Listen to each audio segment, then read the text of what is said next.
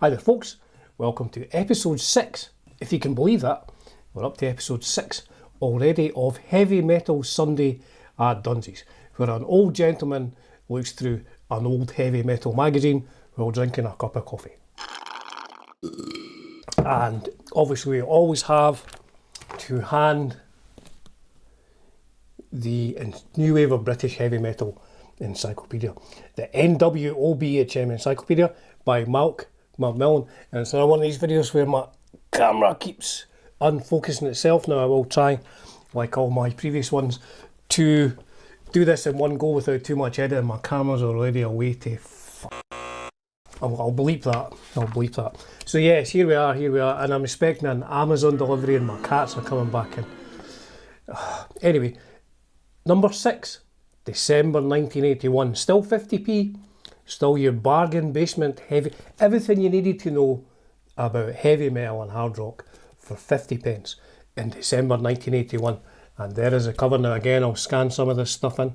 My camera does go out of focus when I show a photograph. Well, it's focusing again. So on the cover we have, move my coffee out of the way, in colour, GILLAN. Every one of these has an exclamation mark at the end. GILLAN, AC/DC, Cozy Powell, Judas Priest, Led Zeppelin, Status Quo, SAMSON, Graham Bonnet, Kiss, Bob Seger, Motorhead, Smaller, Triumph, Heart, Ozzy Osbourne, and Win 25 GILLAN LPs, 1981 GILLAN. So we'll start with Mayhem. What's in Mayhem? Sylvie Simmons brings you the US HM News. It must have been branching out. So we have AC/DC are in court, demanding £125,000 in damages from the band. Porn to be Wild, can I mention that on a video on a Sunday? I'm just reading this. Porn to be Wild. The first ever Van Halen, air quotes, blue movie, as people would have said in the early 80s, blue movie, has been made, and David Lee Roth only managed to get a directing job. Shame! I probably won't read any more of that. Carmen Apice has upped and left Rod Stewart to form his own tougher rock band. Rex Smith, brother of Michael Smith from Star, put on a pretty suit to walk Rachel Sweet down the aisle. Ozzy Osbourne, Queen, Kiss, Gringo Stars. Again, you know, I'm just reading this. This is obviously of its time. Gringo Stars. Getting a bit crowded south of the border, where Kiss just went for a 5-day promotional tour of Mexico and beyond. There you go. Oh, Stevie Nicks. Be Still My Heart. Stevie Nicks. Mob Rules. The Mob Rules. I'm getting a bit of a cold today as well, folks. So I mean, my accent will be unintelligible, and I'm getting a cold as well. We have Ted Nugent for. Told you. I'll maybe bleep this. Ted Nugent for Christmas. There's Ted Nugent for Christmas. Richie Blackmore eating a fish supper. So I'll scan some of that and you can read it at leisure. Tigers Pantang. These are crazy, crazy nights. That was Kiss, obviously. Kerrang Readers Poll. Judas Priest took on the world and won with their dates for their UK tour. Did they play? I don't think they played Edinburgh. They played Glasgow. Glasgow Apollo Theatre on the 15th of November. I can see my little cat running in from out there, so she'll probably be coming in here and meowing. Ah, GILLAN. GILLAN was such a good band. GILLAN was such a good band. With Bernie and with Yannick as well, you know. I did prefer Bernie. Bernie was a great guitar player. Such a nice guy as well, Bernie Tormey, the late great. He is a genuinely, you know, great guitar player and a great person as well. So more GILLAN stuff as well. Full interview with the legendary Ian Gillan and John McCoy with his upside down head. Which, you know, to be honest, if I took my hat off, I'd maybe be the same. So that's like a big interview with GILLAN. Now we have Rush. Advert for Exit Stage Left. And the Best of Rainbow, got a good album that, the Best of Rainbow. It includes a couple of B-sides. Weissheim, is that on that album? People can fact check me if they wish. I'm doing all this from memory, and if it's really obscure, I'm doing it from the Wobble Encyclopedia. Then we have Sylvie Simmons again. She must have been based in America, I think, with Rick Emmett. Now, look away if you want, but Rick Emmett's wearing very tight trousers here. Spandex, I think. Triumph again, what a band. First time I heard Triumph, here's another one of my side stories. My friend Deck used to live up the road from me when we were like teenagers, 14, 15, 16 and so on. And his dad, like, you know how most people's dads probably weren't cool dads and into cool music. I don't think my dad liked music at all. I only ever remember hearing him play maybe one song, Bobby's Girl, because my dad's name was Robert, and he would play that to my mum. Anyway, so Deck stayed up the road, and Deck's dad was a cool dad. Deck's dad had like Tommy Bolin albums and stuff like that, and he had the first Triumph album. Maybe it wasn't the first one, maybe it was the second one. But when he was out on a Saturday afternoon when his mum and dad were out, we would like go to his expensive record player and play his records, and that's where I first heard loads of bands like Triumph, loved Triumph. What a guitar player Rick Emmett was. I found, to be honest though, I found like if you watch their whole performance from the US or the OZZY Festival, 83, was it?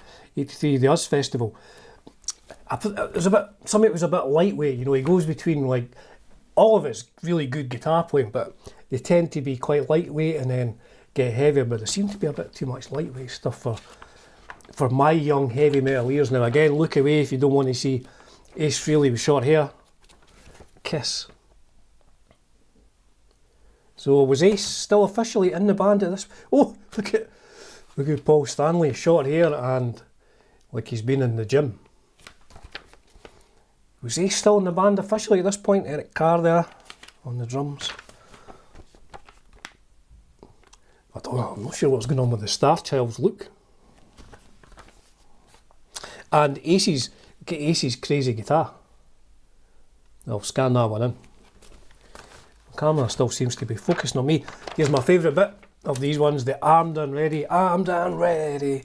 So, as I said in my video last week, YouTube's all about engagement. Let's get some more people to watch my videos and discuss early 80s heavy metal. So if you have any memories of these bands, or you've seen them, or if you were in them, if you were in any of these bands, please do let me know in the comments, and we'll get some commentary going. What's it called? Communication, engagement, some engagement going. Thousands of people will come over, and then maybe I'll do some lives on a Sunday. We can all just pony up with our coffee, or depending on what place in the world you're in, it's going to be 5 PM somewhere, maybe a drink, and we can discuss live heavy metal. Anyway, with that being said, Deep Machine were formed in the summer of 1979. I've got about 5 or 6 Deep Machine bootlegs. I don't even think I've got a demo. Did they do a demo? Mr. Malk McMillan, the author of this book, gave me loads of tapes back in the day, and a few of them were Deep Machine, a couple of bootlegs, I think I put them on CD. Very sort of Iron Maiden-y. So Deep Machine were formed in the summer of 79 by Bob Hooker, but have since had many lineup changes and are now happy with their current lineup. So I won't read all of this, I'll scan in, I'll tell you who's who in the band. So the group is John Wiggins. I think he went on to do someone else as well, he went on to do someone else. Again, excuse my cold. Bob Hooker, Andy Wrighton, Roger Marsden lead vocals, and Rick Bruce drums. The band have played a great deal around South East London, Essex and Kent. They play regularly at Iron Maiden's old training ground, East Ham's Ruskin Arms. So that is a Deep Machine. Over to Persian Risk, Carol Sentence. Is he singing with Nazareth now? Maybe. Persian Risks, their details come via one of the band's fans, Jan. Persian Risk hail from various areas of Cardiff and Pontypridd. Excuse me to any of my Welsh viewers, my Welsh is not as good as my Scottish. Pontypridd. 5-piece heavy outfit consisting of Carol Sentence, vocals and favourite. He replaced John Deverell, who left with Dave Bell to join the Tigers of Pantang. Dave Bell? and giving the band a more solid sound. And who's on guitar? Phil Campbell. Phil Campbell and his B sons, obviously formerly of Motorhead. And who else do we have? Nick Hughes bass and Alex Lofink rhythm guitar and Raz on drums. They recently played their first gig, but I haven't been drinking. They recently played their first big gig with Sassafras and Budgie. So that's Persian Risk. And then Overkill.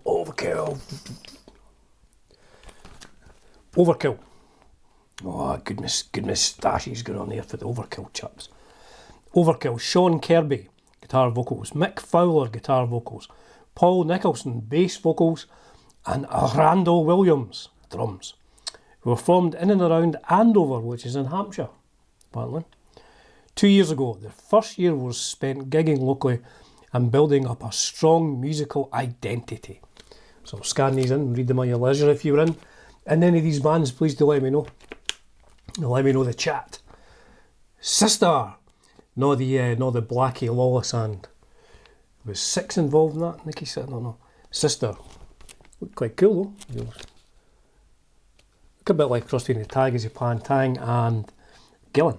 Sister, Andy Layton vocals, Ian Alexander guitar, Ted Hadfield guitars, and Martin Layton drums, and Andy Shorten, Andy with an I, Andy Shorten, on bass, formed in June 1980, performing soon after a support act to major rock bands. So that is Sister. I'll scan that one in. Sparta. But you know what I'll do? I'm going to look up, just to show you this is live, I'm going to look up to see if Sister recorded in it. I know that Sparta did. H-I. And then you see me trying to remember my alphabet. 58 years old. S-I, check. Nothing from Sister. But the next band we're going to be looking at Sparta, so we'll look at Sparta. Spartan Warrior. Sparta, yes indeed. Sparta have a fairly, again my camera won't focus on this, so sorry about that. Sparta have quite an entry here, as it were. Mr. Macmillan. 2 singles, exclusive compilation appearance on Lords of Time, on the Scene of the Crime EP. Oh, I've got that one. There's a guy standing at the side of the road, and a guy standing in the field. There's Silverwing not on it as well. This is just all from memory, folks, and my memory's a bit hazy. Sparta formed in early 1980 from the remains of 2 Midlands rock bands. They mainly played the pub and club circuit, but have had several support slots with bands like Diamond Head, Budgie, Praying Mantis, Lionheart, and the Ken Hensley Band. Ken Hensley of Uriah Heep. Treazon with a Z. I don't know anything about Treazon. If you know anything about Treazon, please do let me know. Let's focus on again in the comments. The founder members of the band are Colin Lomax, Neil Tudor, and Gary Dodd. There's 5 of these in the photo. Here we go. Formed around 12 months ago with the addition of Paul Nason and John Tobin. We profess to be the ultimate kick-ass rock band, and we depend more on sheer energy and good stage wear rather than exotic light shows and tons of flash powder, although we do use the odd flash bomb. Confess. Treazon.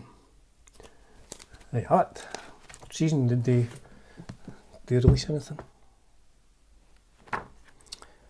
T. Touched. Touch. Now, there's a good band. Touched, are they Dutch? Treazon. No, surprisingly, Treazon did not release anything. So, moving on. Cozy Powell with Animal from the Muppets. Graham Bonnet.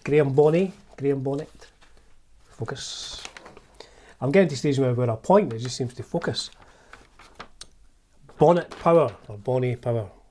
For one of you, the Aussie Diary of a Madman tour. Were you at any of these gigs? Please do let me know. There we go, Status Quo. On my main channel, my Status Quo when I did my first Takes Co video, man, I got thousands of views. Eh? People love Co. People love Co. And quite right too. Co are just such a good band.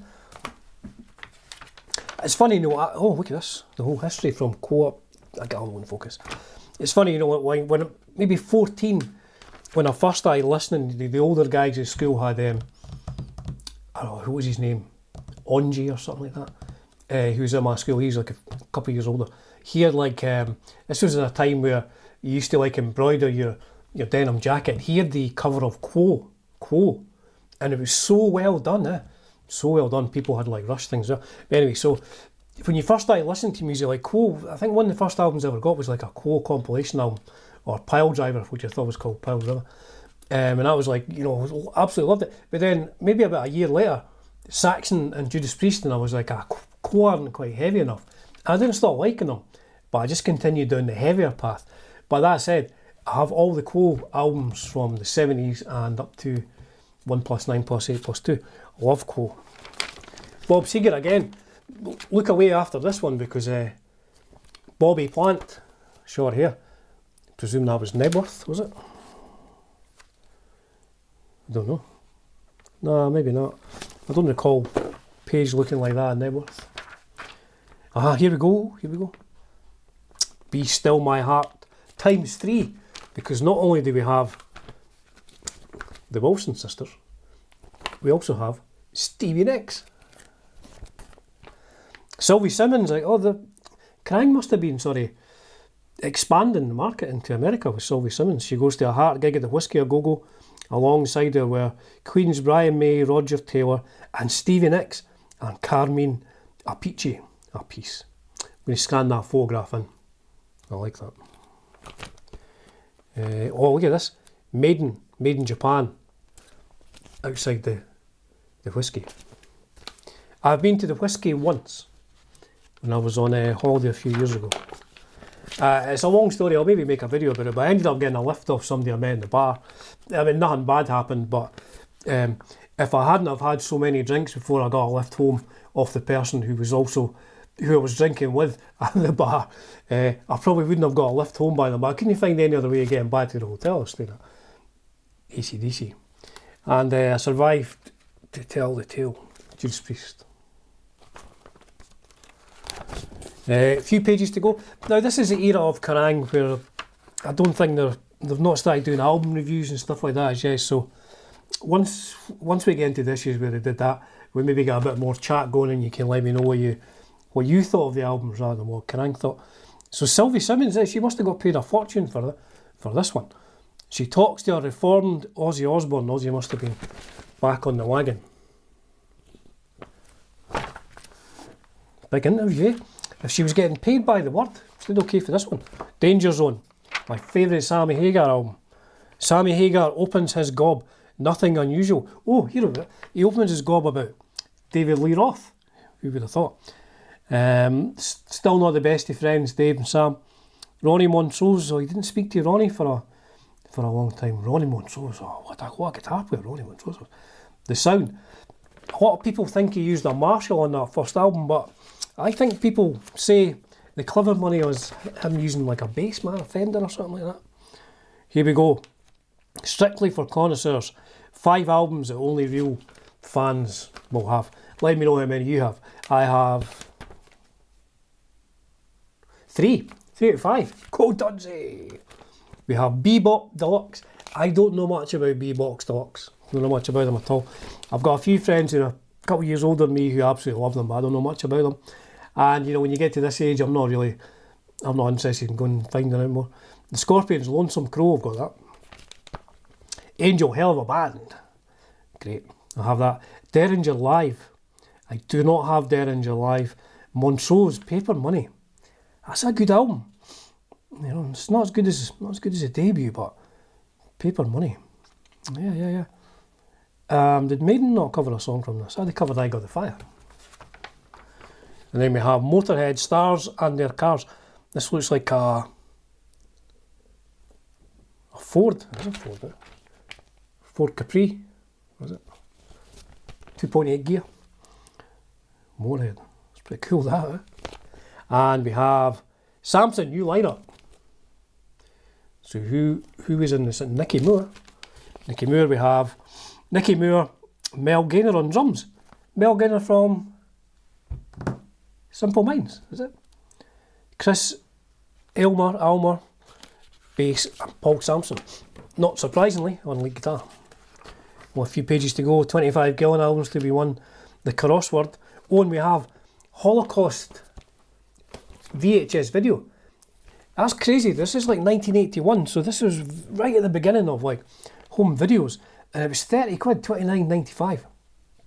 But they went to the Bother Holocaust, filmed at a nightclub, which is about 5 minutes walk up there.